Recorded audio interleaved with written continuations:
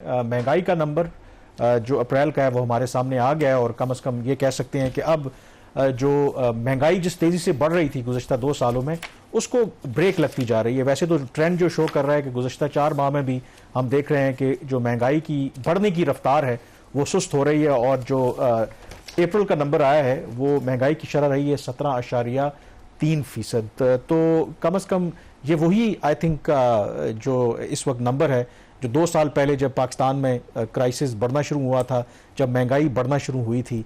तो कैसे इसको आप देख रहे हैं? क्या ये एज पर एक्सपेक्टेशन है?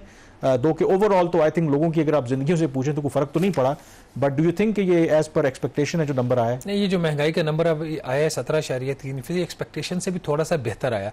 रेंज यही थी 17-18 की, जो इंडिपेंडेंट एनालिस्ट वो फोरसी कर रहे थे, और जो वजारत ख़जाना थी उनका ये ख्याल तक 18.5 से 19.5% के दरमियान जो है महंगाई की शरह रहेगी।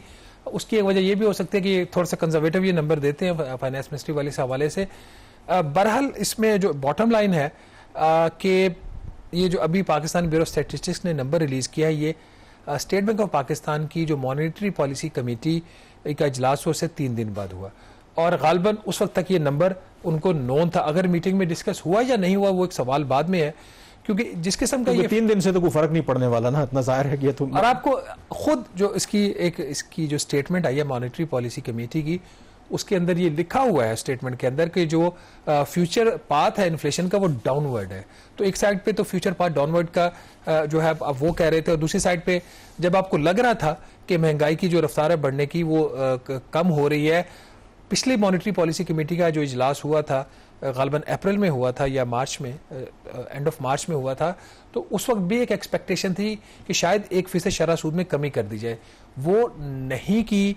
चलें, समझ आते हैं कि आप फौरी तौर पर जो है वो एक लूज पॉलिसी इंप्लीमेंट करके आप जो इकोनॉमिक स्टेबिलिटी बकौल आपने अचीव की है, तो वो आप उस खोना नहीं चाह रहे थे। तो इस दफ़ा ऐसी क्या वजह थी? जो ज़राए से खबरें आ रही हैं और फिर कुछ जो पब्लिक स्टेटमेंट भी IMF की है, उनकी प्रेस स्टेटमेंट जो वो जारी करते हैं, वो एक टाइट मॉनेटरी पॉलिसी जो कमेटी उसकी जो मॉनेटरी पॉलिसी है उसकी बात है। टाइट का मतलब ये है कि IMF कह रहा है कि जो शरह सूद है आप इसको कम नहीं करेंगे क्योंकि महंगाई कम नहीं हो रही। अब इस बड़ा एक कॉन्ट्राडिक्टरी किस्म की चीज़ें आ रही। 2-3 चीज़ें कामरान इसके अंदर डिस्कस करने वाली। नंबर 1, जो मॉनेटरी पॉलिसी कमेटी है, अगर वो वजारत ख़जाना से या वज़ीर आज़म से डिक्टेशन ले तो उनके काम में मुदाखलत है।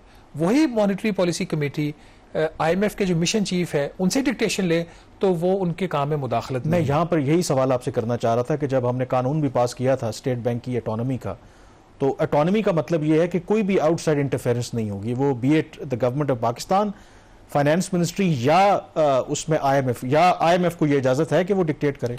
देखिए, वो अब ये पॉलिसी के जो आप प्रोग्राम साइन करते हैं उसके पीछे छुप के ये सारा काम करते हैं और उस वहीं से ये सारी स्ट्रेंथ लेते हैं। देखिए, इतना मैं पता नहीं, स्टेट बैंक ऑटोनॉमस तो ना हुआ? नहीं, ऑटोनॉमस तो खत्म होगी ना बात। मैंने तो पिछले जो इनकी मॉनेटरी पॉलिसी डिसीजन उस पर भी ये बात कही थी। कौन सी ऑटोनॉमी है जहां पे तमाम लोगों का ये कंसेंसस है? खुद जो हमारे वजीर ख़जाना वो कह चुके थे कि अब शरह सूद में कमी होनी चाहिए। उनके स्टेटमेंट के आने के बाद फिर इन्होंने ये हरकत की, और फिर मैं पिछली दफ़ा की बात करी, फिर दूसरी दफ़ा ये हुआ है। तो द क्वेश्चन इज़ कि अगर ये कुछ करना था फिर मॉनेटरी पॉलिसी कमेटी क्यों बनाई? यही कुछ करना था तो स्टेट बैंक ऑफ पाकिस्तान के जो एक्ट है उसमें तरमीम करके आपने इसलिए उसको ऑटोनॉमी दिलवा दी कि वो डायरेक्टली आपको जवाब देते रहे। और फेडरल गवर्नमेंट, जिसका बैंक कहा जाता है कि जो state bank of Pakistan is the bank of the federal government of Pakistan, तो उसका उस पर कोई किसी किस्म से कोई उसका कोई कंसल्टेशन नहीं करनी। इवन कि जो monetary and fiscal policies coordination board था वो ख़त्म कर दिया गया। ये इस तरीके से जो फैसले होते हैं वो किसी भी मुल्क के लिए ठीक नहीं होते। इफ यू अलाउ मी, क्या यही वजह है कि शायद इसहाक डार साहब को फाइनेंस मिनिस्टर नहीं बनाया गया? डू यू थिंक कि अगर वो फाइनेंस मिनिस्टर होते, क्योंकि उनके कुछ आपको पता ना कि इट्स नॉन कि वो एक्सचेंज रेट हो या इंटरेस्ट रेट हो, उनकी जो अप्रोच है वो एट टाइम्स वो असर्ट भी करते थे। डू यू थिंक अगर वो फाइनेंस मिनिस्टर होते तो ही would have resisted that pressure? Definitely the decision might have been different. जो अभी MPC ने किया है, अनचेंज रखा है, ये फैसला शायद ये ना होता, क्योंकि वो लॉजिक से भी अगर बात करें, यहाँ पे किसी मसला ये होता है ना कि अगर तो हम IMF के सामने सब कुछ सरनगूं कर दें तो प्रोग्राम कामयाबी से इंप्लीमेंट हो जाए तो तालियां। तो अगर कोई भी मुल्क उसके वजीर खजाना अपने राइट्स के लिए, अपने मुल्क के राइट्स के लिए कुछ स्टैंड ले तो वो फिर वो नेगेटिव हो जाता है, उसको क्रिटिसाइज किया जाता है। और उन लोगों को अपनी रिपोर्ट्स में IMF अप्रिशिएट करता है जिन्होंने बगैर चूं चढ़ा किए हुए उनकी IMF की तमाम बातें मान ली। तो this is not the right approach. इसका अब नुकसान क्या हो रहा है पाकिस्तान की इकोनॉमी को? शरह सूद 22% का मतलब यह है कि हुकूमत पाकिस्तान को, जो पिछले दफा हमारे प्रोग्राम में इशफाक तोला साहब आए तो उन्होंने कहा जी 1% शरह सूद ऊपर या नीचे होने से उसका जो बजट के ऊपर असर पड़ता है 464 अरब रुपए पड़ता है। कभी ये नंबर 300 अरब रुपए से कम होता था, चूंकि कोई आपका जो बोरोविंग्स है बहुत ज्यादा हो गई है डोमेस्टिक, तो और उसमें कुछ फिक्स भी होता है, वो टोटल के ऊपर ले रहे हैं। बट अभी भी सेफली आप ले लें तो 300 अरब रुपया तो कहीं नहीं गया ना, 1% का इम्पैक्ट। तो अगर आप सैलरीड क्लास से जितना भी और टैक्स ले लें, जो सैलरीड क्लास की पूरी टैक्सेशन है एक साल के अंदर, उससे ज्यादा आप इजाफी आपको शरह सूद पे जो देनी पड़ती है, उसकी जो कॉस्ट है, अगर 1% इंटरेस्ट रेट ऊपर या नीचे तो नहीं आप इमेजिन करें कि अगर जो लास्ट 2 इजलास हुए हैं उसमें 1% अगर कम करते और जो बनता भी था तो सीधा कंजर्वेटिव एस्टिमेशन 600 अरब रुपए का फायदा हो जाता पाकिस्तान का। आप जितना आप सैलरी क्लास की आप 2 सालों में टैक्स पे करती है, उतना आप ये 2% जो शरह सूद है उसको नीचे करके आप ये बेनिफिट ले सकते थे। अब इससे बात यहाँ पे खत्म नहीं होती। इस तरह की और बहुत सारी ऐसी जो इंटरवेंशन है वो IMF करता रहता है। बट मोर देन दैट अब सवाल खड़ा हो गया है इसकी स्टेट बैंक ऑफ पाकिस्तान के ऊपर कि इसकी जो डिसीजन मेकिंग है वो कब तक ऐसे चलेगी, कब तक ये इसी तरीके से काम चलाएंगे, क्योंकि पाकिस्तान की इकोनॉमी अब इन चीज़ों को अफोर्ड नहीं कर सकती।